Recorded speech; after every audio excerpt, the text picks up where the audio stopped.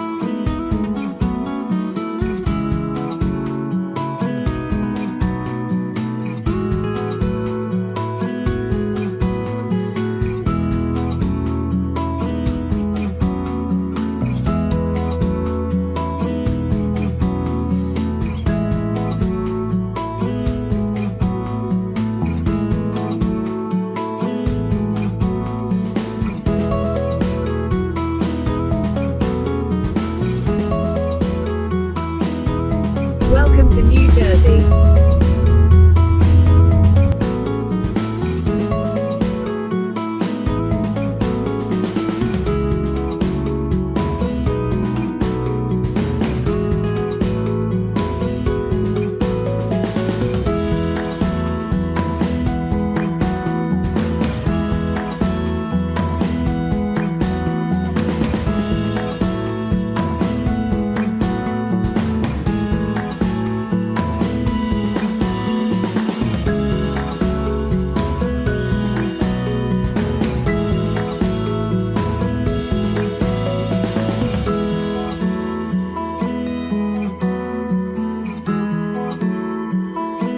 Welcome to the Musconetcong River Reservation in Hunterdon County, New Jersey. And as you can see, it's very uppy-downy here, and it looks like the term gorge is very appropriate. You can see, maybe you can see way down there, the river. This area was owned for a long time by a paper mill company. In fact, I don't remember if I shot it on the way in. Down at the bottom of the hill, you can see a company called Fibermark. I'm not sure if they're still in operation. The facility looked pretty shut down. But all of this area was used for the manufacture of wood pulp for paper, and also for charcoal, not surprisingly to be used in the iron industry, but more to be used as a fertilizer for the local farmers.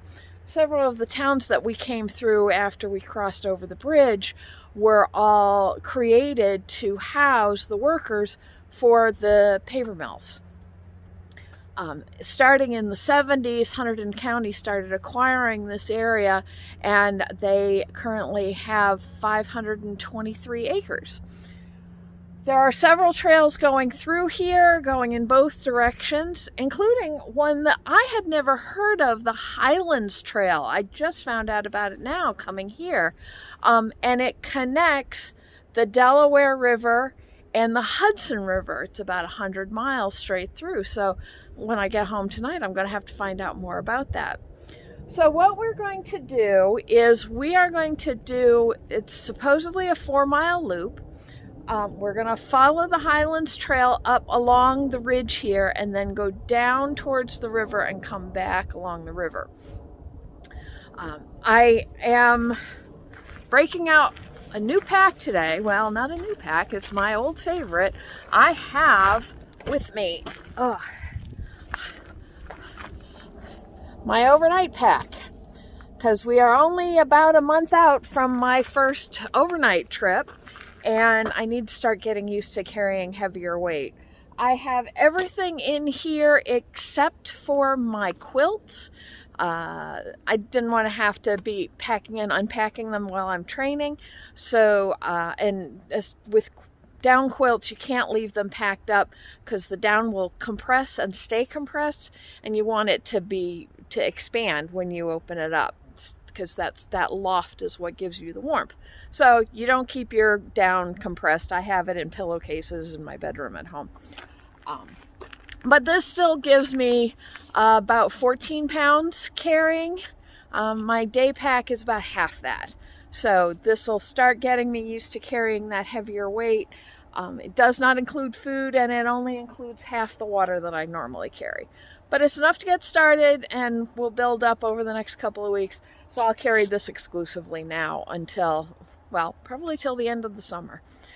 All right, but enough talk. Let's get the pack on, let's get on the trail, and go see what this trail has to offer.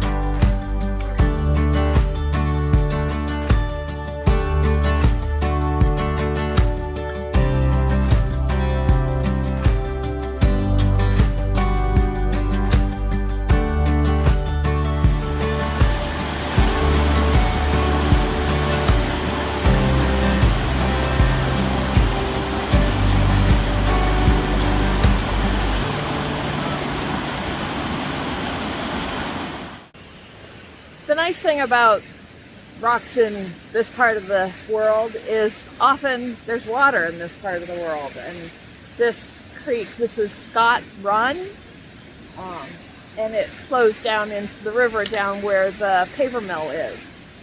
And this is really fascinating because you can see that this here is all hand-built. So people came in and set this up, presumably for some kind of water wheel or other kind of power generation.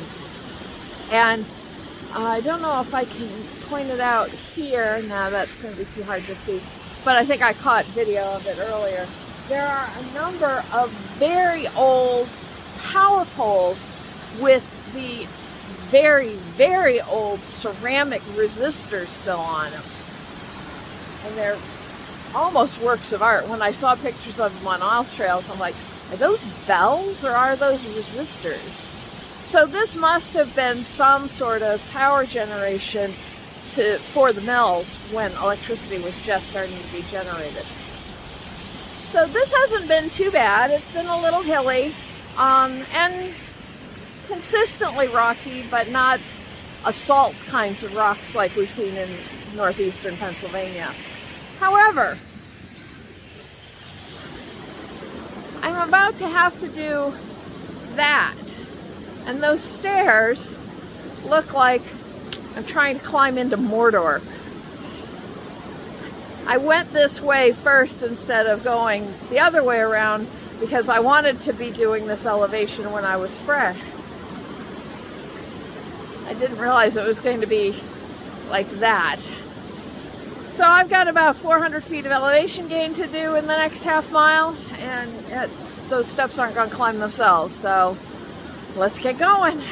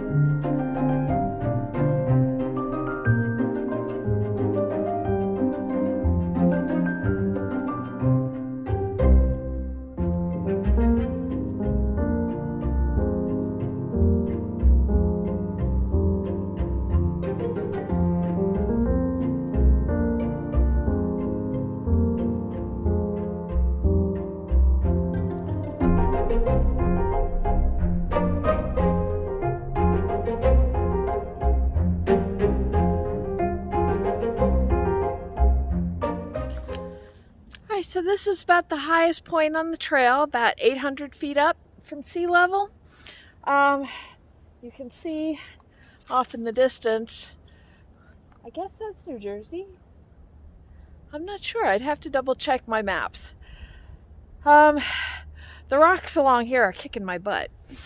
It's very challenging. Whenever somebody says a trail is rocky, I always ask, is it rocky or does it have rocks? And my judgment on rocky is what I've seen in northeast Pennsylvania. Well, this is rocky. There are a lot of places where it's very hard to find any place to put your foot down that isn't on a rock. They aren't as stabby and angry as Pennsylvania rocks, but there's still a lot of them, which has slowed down my progress quite a bit. When I first was deciding to come out here, I'm like, well, it's only 4 miles, and we did 6 last week. No, we did 8 last week, and we did 6 the trip before that. So do I really want to be backtracking? But the mileage is not the only factor in what makes a trail challenging. And elevation plays a big role. The condition of the trail, if it's rocky, if it's not well maintained, if it's not well marked, all of those have an impact on how difficult a trail is. So unless you're taking a groomed urban trail, never rule out these shorter hikes. In fact, I think I'm trying to decide if I'm going to cut off about a mile of this today. I've been out here an hour and a half. It is 10 after 11 now. I still have a mile and a half or so back to the car once I reach the first cutoff trail. But from here, there's a couple of smaller climbs, but those are after significant downhills. I obviously have one doozy of a downhill coming at some point because I've got to get back down those, what I think it's 700 feet of elevation gain that I've climbed today. And I'm not sure I want to push myself quite that hard. I'm going to see what the condition of the trail is for the next quarter mile before the first cutoff, and if it continues like what we've seen back here, I think I'm gonna take the side trail and head back to the car. The road, or the trail back, follows the river, and we're gonna see that Scott's Run waterfall again lower down. So there's still plenty to see, and just because I'm shortening the trail a bit doesn't necessarily mean that I'm wimping out at all. So all right, let's see what this trail looks like for the next little bit.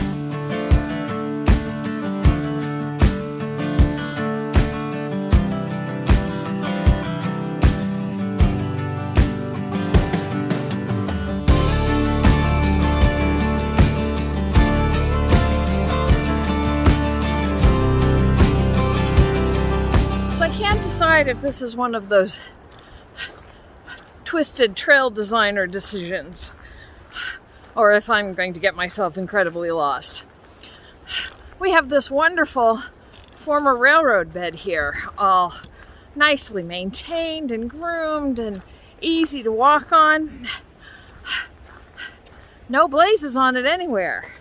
The blazes I'm supposed to be following are those orange ones up in the woods there.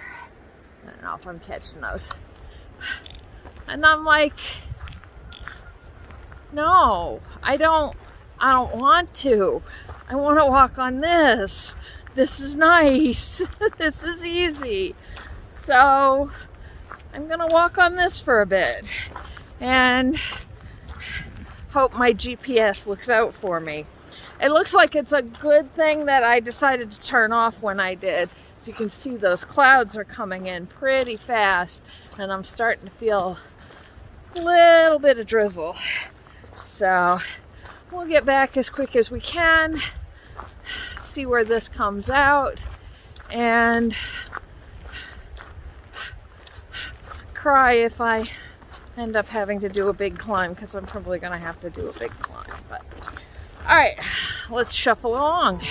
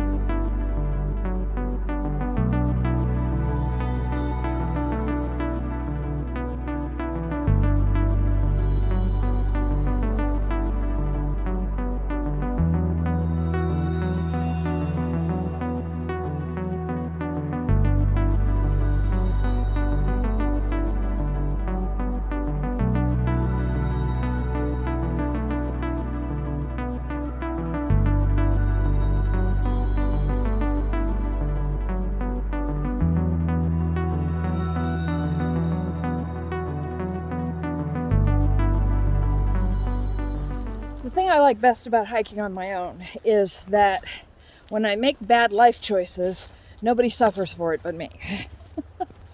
I started to get paranoid that there wasn't going to be any way for me to get from that rail bed back to the trail going up to the car. So I saw a blaze up on the hill and decided to climb it. Well, it's not a very easy climb, and the place I chose to do it in was fairly marshy, so every place I put my foot, it sank. So you can see, once again, I am grateful for my Gore-Tex boots. Alright, so I am back on the Orange Trail, and I'm going to stay here until I get to the Blue Trail, which will happen at Scout Run.